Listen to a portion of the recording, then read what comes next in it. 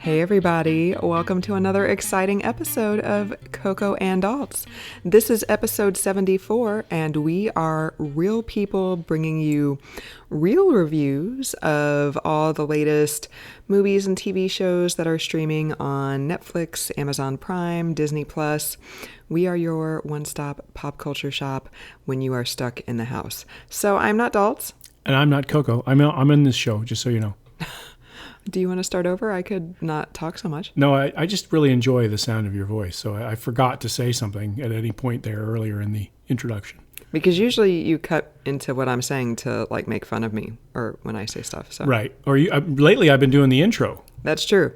Yeah, and I've been doing the summary. But today Daltz is doing the summary of what we just watched. It is hot off the presses, just dropped on Netflix a few days ago. Daltz, take it away. So we watched Fatal Affair. Dun, dun, dun. On Netflix, and boy, did we love it. It was awesome. So the story is, before we get into what we thought of it, I should probably do... See, I'm new at this. I don't know the summary. I've been doing the intro for so long.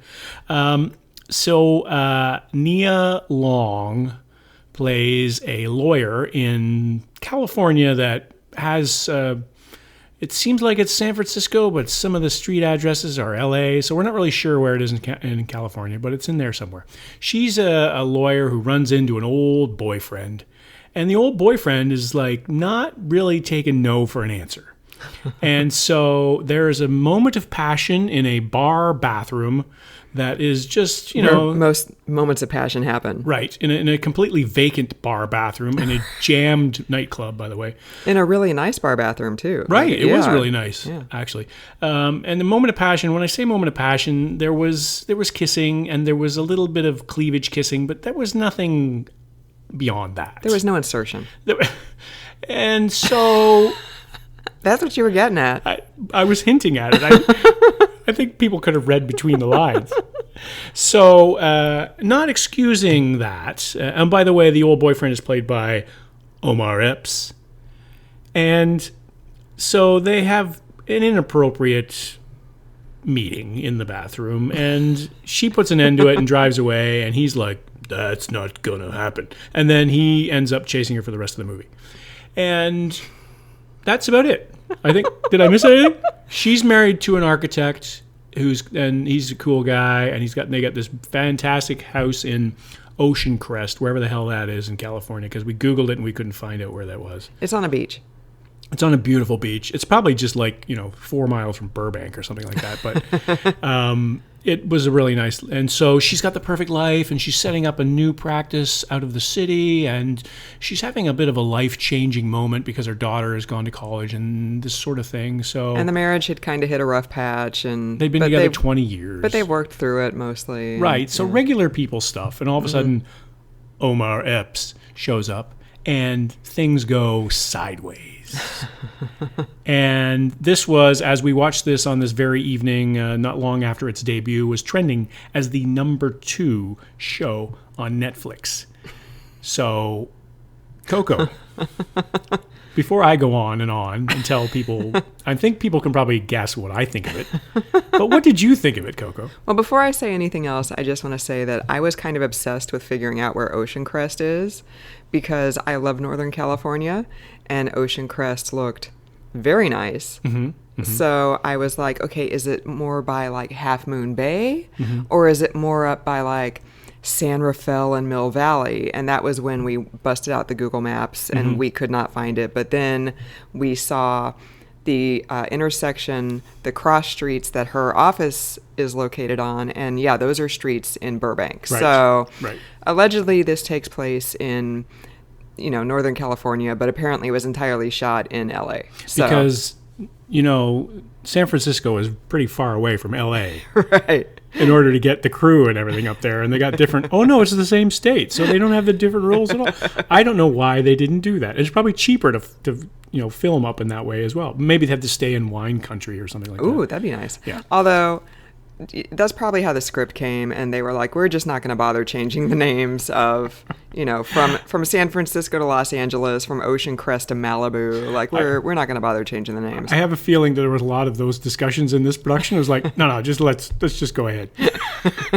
Let's just do it. Okay. Anyway, so what did you think? So, geographical confusion aside, Right. I mentioned a couple times to Daltz that I feel like this was basically a Lifetime movie. Yep. Like it was trying to be a classy Lifetime movie, but it was still, it would not have been out of place on Lifetime. I will say it was nice to have the 90s flashback. Nia Long and Omar Epps were, you know, they had some fame in the 90s, and I'm a 90s girl, so it was very nice to see the 90s flashback on the little screen. I was really hoping when they went to the nightclub where they had their, you know, interlude, that it was going to be all 90s music and some Will Smith and maybe the Spice Girls, and I was kind of disappointed by that. It was just anonymous music. It was just like, come on, you know, it was nothing to it at all. Yeah, but it was, so for me, I did also mention to Daltz that on one of our last episodes, where this is how enthralled he is with this movie, he is now picking like lint off our tablecloth. Yeah, that he can barely like contain his excitement over this movie. He's picking lint. I've already got all my lines rehearsed. I'm just waiting for you to stop You're waiting talking. for me to shut up. Yeah, and then I can insert my comment. So I will say that I did mention to Daltz, well, a couple episodes ago we were talking about The Old Guard, and you mentioned you were really, really getting tired of movies with high body counts like The Old Guard and Extraction, and this isn't a light, fluffy comedy like Eurovision Song Contest, but it kind of fits the bill because it's an unintentional comedy. Yeah, totally. So. Like, just for an example, the scene where they're in the nightclub, it looks like they had intended to CGI more people in the background, because the people that were dancing in the nightclub, there's only like a few people dancing right behind them, and then there was like blackness beyond that. So it looked like the nightclub was supposed to be jammed with people, and it looked like there was maybe 40 people in this nightclub. So there's all sorts of like accidental humor in this movie, and the acting is pretty awful. Like the acting, the acting is not great. I'm not buying Omar. Like he tried hard, but some of his reactions were, and part of this was reinforced to me when the daughter comes home from college, and she walks in the room, walks around the house and everything like that, and then the parents come to her and they see that she's there, and they go, "Hey, how's it going?"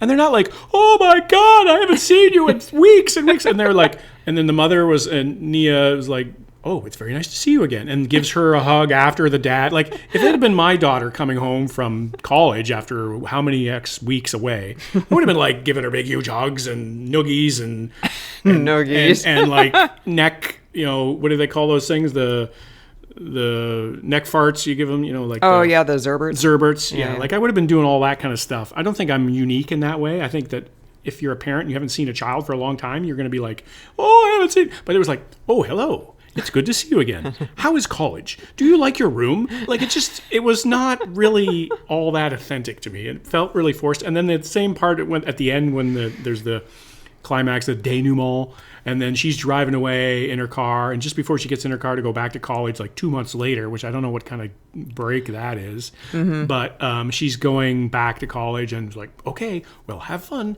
and yes, be good, and learn things," and then she gets in her car and drives away, and it's not like, you know, "By the way, what about the trauma of being tied up and watching your dad get beaten up and all?" Like, "Okay, good luck. Have a good year at school, dear." "Okay, I will." Like, it was just awful. It was just so stilted and cardboard and blah. See, you didn't have that kind of reaction, I can tell. I didn't. It was, you know, it was 90 minutes. It was fine. It was like, I'm not upset we watched it or anything. It was entertaining for what it was. Well, I will say that it was my idea to watch it because it was trending on Netflix, and I said, "Okay, this should be good for a laugh. Let's see." And it was actually good for a laugh. We do all ladies have that one girlfriend who's like really bad at love, because Nia Long's character Ellie had a girlfriend who Omar Epps' character, because he can't get with Ellie, like now he's trying to get to her through her girlfriend Courtney, and Courtney's like, "You're just jealous because you tried to come onto him in the bathroom and he turned you down because you're married." And every lady has a girlfriend like that. So she was in denial. She was totally in denial. She was blinded by the love, which is the case when I'm around you. Just blinded. I'm rolling my eyes, listener. You can't see it. I think they probably could infer that from your verbal reaction. So you liked it. You thought it was good, or I wouldn't say I thought it was good, but it was different from what we watched, and it was it was nice to see. We got to spend time together on the couch. We did while we were eating we were having Mole Monday instead of Taco Tuesday because our avocado was ready to go today, which I'm sure lots of people can understand. Oh, well, that's true. Yeah. Yeah. So avocados and bananas. I mean, you just never know when you're going to get them, right? Like they get delivered and you got to eat them on their schedule. This is how much we like this movie. Now we're talking about grocery delivery and Mole Monday, which is not a thing. And it is now. I think it should. I think this is going in the display text for this podcast. Coco and Dalt's making Mole Monday a thing. We love the movie so much. Hashtag Mole Monday. Mole Monday. Yeah. So I will say I did actually think it was nice to see diversity on the screen. That was not a question for me. I mean, it was. I think the movie was just bad. The acting was bad. The dialogue was bad. Some of the scenes were lit really oddly, and the question of the fact that they thought, well, there's no way people who are not in California are not gonna figure out that this isn't San Francisco. Well, they probably just didn't really put that much thought into it, honestly. Well, I think some people do though. I think that's the difference between the good movies and the bad movies is that they look at you can see the street signs were clear in that one scene. Right. So I Googled to see where it was, and it wasn't anywhere close to San Francisco. It was on the Warner's backlot or something. Right. Totally. Right. The corner of Main and Young. Or and then Ocean Crest is apparently like a neighborhood in San Diego, right by the border, close to Tijuana or something. So it's where all the smugglers live. Yeah. So it's not like Ocean Crest at all that we saw in the movie. It's like El Chapo's summer house or something. That's where the tunnel comes out. Yeah, totally. I will say I did have serious real estate envy. Like if we could have that house like right on the beach, oh my God, that would be. Could we do that? Like I would stay in my house for the rest of my life. Like the lockdown could last forever, and I'd be happy if we were just like on the beach.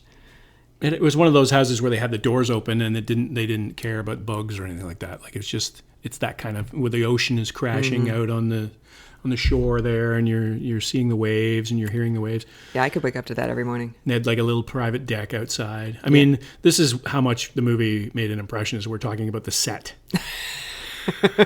We've gone from talking about bananas to the sets. So I'm and the geographical confusion. I have no doubts whatsoever in my mind that I would not recommend this movie.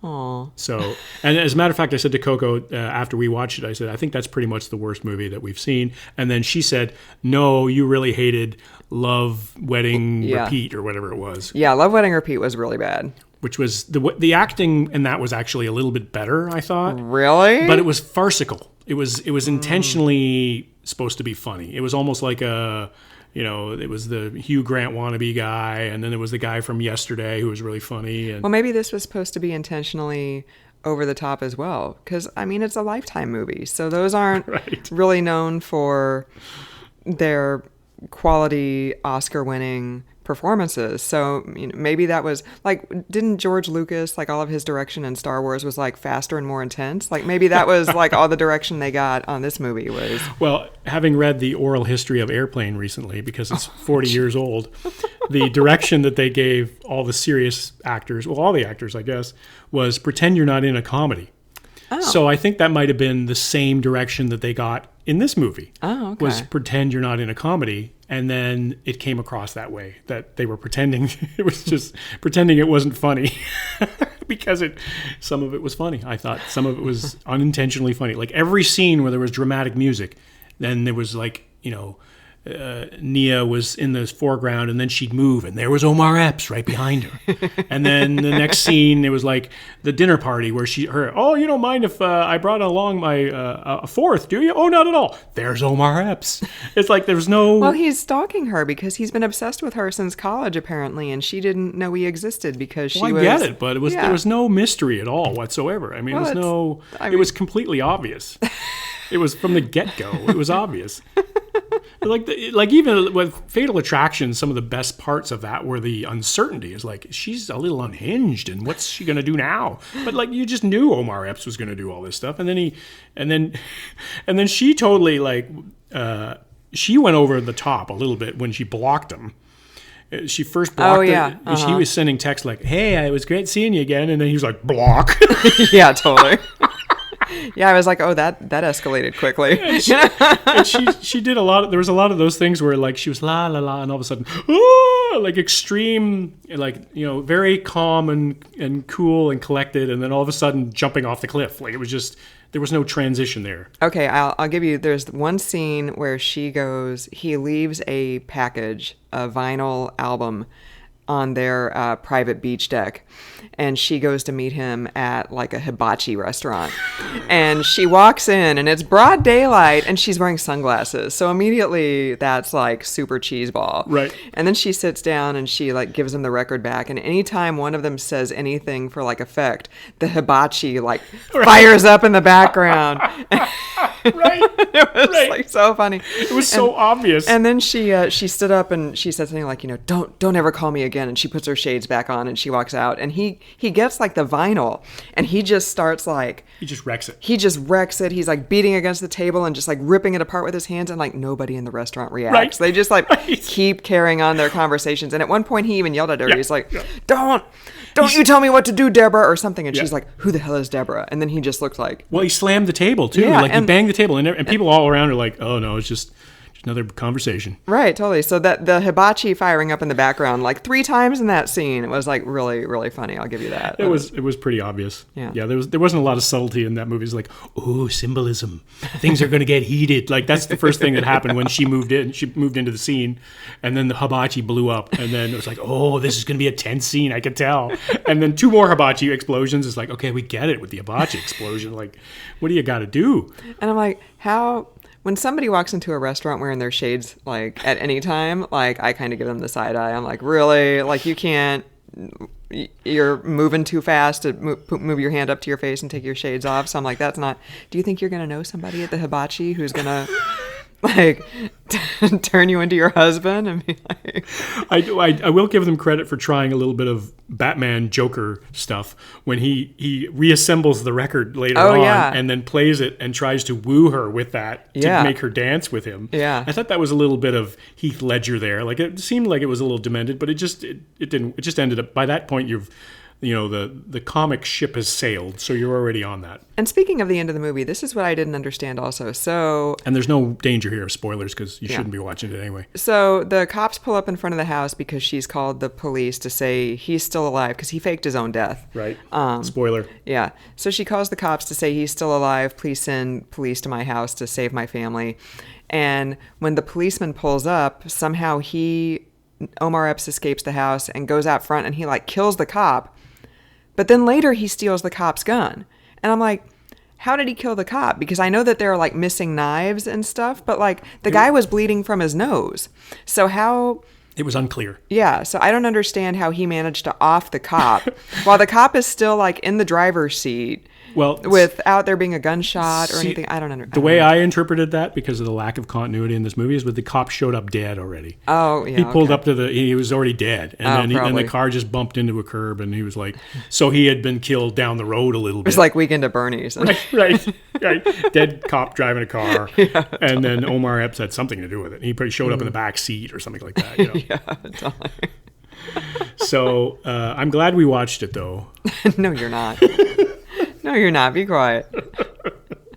So I hope this doesn't count against one of my movies that I wanted to watch because, like, no, on the ledger. I didn't hate it. I mean, it was ridiculous, but I didn't. I'd give it 1 stolen knife up. Would you 1 stolen knife? Yeah. Yeah. I'd give it no record shards up. 2 crashed waves down. You would give it negative record shards. Negative record shards. That's what I would give it. Okay. Yeah. So I think listener gathered that by this point. They're like, no, actually, it should be up for an Oscar. Listener gathered that within like the first 15 seconds when you were just like, Coco, review this movie so we can get this podcast over with. I got better things to do with my life. I'm going to go have a palate cleanser and watch a Miami Vice episode or something like that. Just to get back in the upswing. Go watch Weekend at Bernie's. Actual Weekend at Bernie's. But watch something that had a little bit of zest to it. So if you enjoyed our review scattershot as it may be, you can listen to our other reviews on Apple Podcasts, Spotify, Pandora, Stitcher, SoundCloud, TuneIn, Google Play, and YouTube. Still soon to be on IMDb. We're working on it. It's very close. We'll let you know when that happens. We will let you know on our social media platforms, which are Coco and Daltz on Twitter and Facebook. You can email us at cocoanddaltz@gmail.com, and you can find us on the interwebs at cocoanddaltz.com. Please rate and review us on Apple Podcasts. Please say nice stuff. We'd appreciate that. And if you drop us an email or slide into our DMs, let us know what you think, what you want us to hear review, what you want to hear us review in the future. There we go. I can't speak.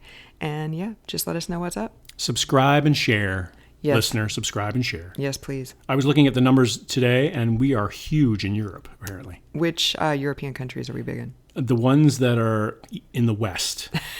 The English-speaking ones? Well, the Portugal's not English, or Spain, or France. Or, ooh la la. We're huge in Ireland. I was not knowing that we were. So shout out to listener in Ireland.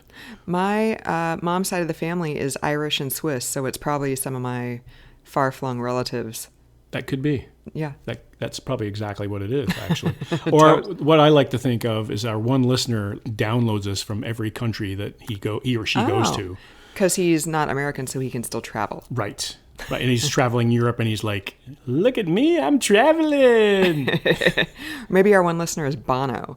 Maybe that's why we have so many Irish downloads. Because I did name drop Bono in the last podcast. Yeah. Yeah, with the mysterious ways. You name drop Bono, and then I name drop God. So, right. So I win. Right. Well, yes. Well, no, I don't know. They're pretty much the same, aren't they? Yeah, that's true. All right. So the music is playing us out, so I guess that means we gotta go. And I love the music, by the way. Listening to an episode earlier today that didn't have music, I was sad because I missed the music. That was before we were rolling around in bathtubs full of cash. Right. And could not afford a sound engineer, but now we can. Now we can. And the director also we can afford, who is telling me to wrap things up. So, for another episode of the podcast, thanks for joining us, listener. We appreciate your loyalty. I'm not Coco. And I'm not Daltz.